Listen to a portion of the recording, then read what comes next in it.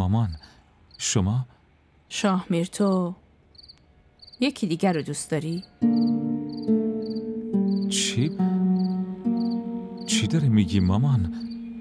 من متوجه نمیشم. پسرم انقدر نادون نیستی که تو معنی حرف منو میفهمی.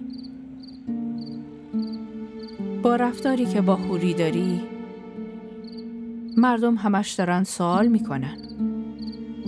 اگه با هم دیگه مشکلی ندارین برای چی اینقدر از هم دورین؟ من نمیدونم چه جوابی بهتون بدم. بگید برای شما چی کار باید بکنم؟ همه کار که کردم، کاری که شما میخواستیم. الان دیگه براتون چی کار کنم؟ میخواین دست حوری رو بگیرم و برم تو خونه دور بزنم؟ آره؟ داداش قیصر و زنش هم زن و شوهره.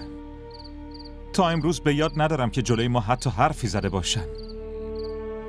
ولی با همه این حرفا تو صورت ربیه معلوم قیصر چقدر باهاش صمیمیه. ولی گرفتگی صورت حوری رو همه دارن میبینن. شما هم؟ یعنی مادرها بچه هاشون رو نمیبینن؟ بس باشه مامان. روزی که حوری پیشتون شکایت کرد اون روز بیاین دعوام کنین. نه شاهمیر، حوری زن توه، مسئولیتش با توه. اگه دوستشم نداری بازم باید بهش اهمیت بدی پسرم.